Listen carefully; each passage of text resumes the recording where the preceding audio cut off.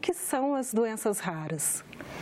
Doenças raras, esse termo é baseado na prevalência dessas doenças, que é em torno de 65 por 100 mil habitantes, né? 100 mil indivíduos, né, da população. Ou seja, uma prevalência em torno de 1,3 para 2 mil indivíduos. Quais são os tipos de doenças raras que existem? As doenças raras, elas podem ser divididas em dois grupos, nas raras de origem genética e as raras de origem não genética, né?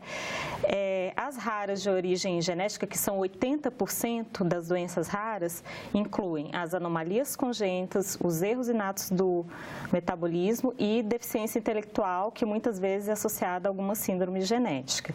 E as não genéticas são as doenças infecciosas, inflamatórias e autoimunes. E essas doenças têm cura? São doenças crônicas, né? Porque não tem como modificar a genética de um indivíduo, a carga genética nasce com a pessoa e permanece ao longo da vida e não tem como mudar isso, né? Então, são doenças crônicas, mas a maioria tem algum tipo de tratamento, tem alguma coisa a ser feito para melhorar a qualidade de vida do indivíduo. Agora, os pacientes demoram muito para chegar a um diagnóstico, né? Tem pacientes que demoram 3, 4 anos para chegar a um diagnóstico. Por que é tão demorado para se chegar a esse diagnóstico? As doenças mais prevalentes eram as infecto-contagiosas, né? E isso foi mudando ao ponto de que as anomalias congênitas são a segunda causa de mortalidade infantil. Com isso, houve a necessidade realmente de dar mais atenção às doenças genéticas e às doenças raras. Em 2012, surgiu um grupo de trabalho com representantes do Ministério da Saúde, né, com especialistas em doenças raras e associações ligadas a doenças raras para criar uma política de atenção integral aos pacientes de doenças raras, né? Que aí com isso surgiu a portaria 199 do Ministério da Saúde.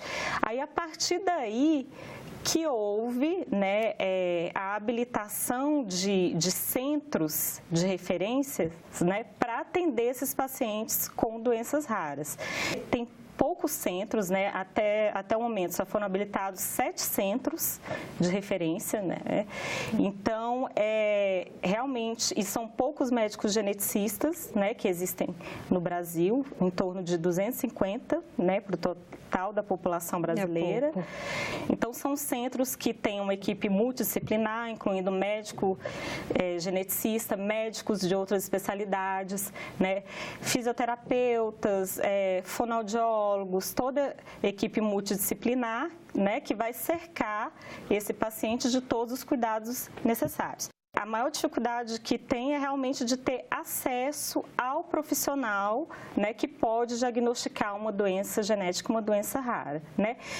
E também existe a dificuldade tecnológica, né, que a genética vem avançando a cada dia, né? A cada dia surgem métodos diagnósticos mais modernos, né, para diagnóstico de doenças genéticas e pelo SUS, né, a população não tem acesso a essas tecnologias. E no caso dos medicamentos, né, tem uma dificuldade muito grande do acesso a medicamentos, que muitas vezes só tem no exterior.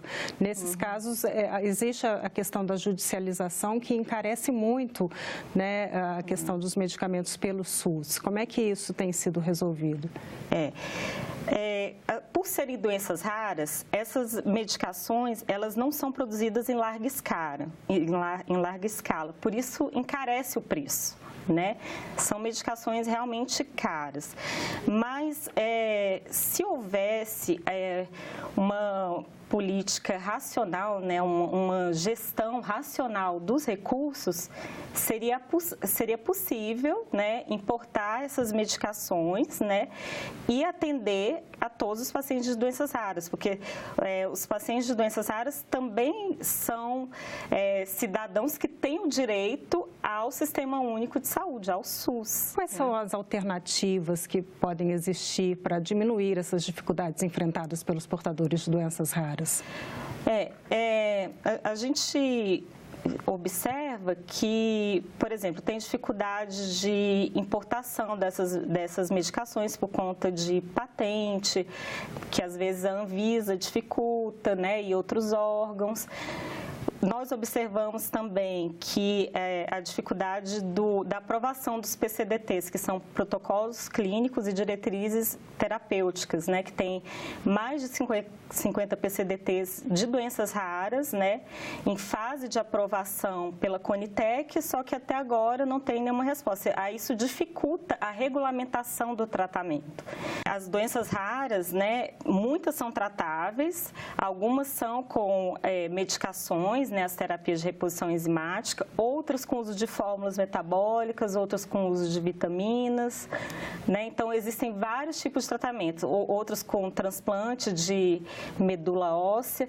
Então, realmente cabe aos gestores uma organização, né, para ter uma atenção melhor a esses pacientes, né, e garantir o tratamento adequado a todos os pacientes de doenças raras. Tá ótimo, doutora.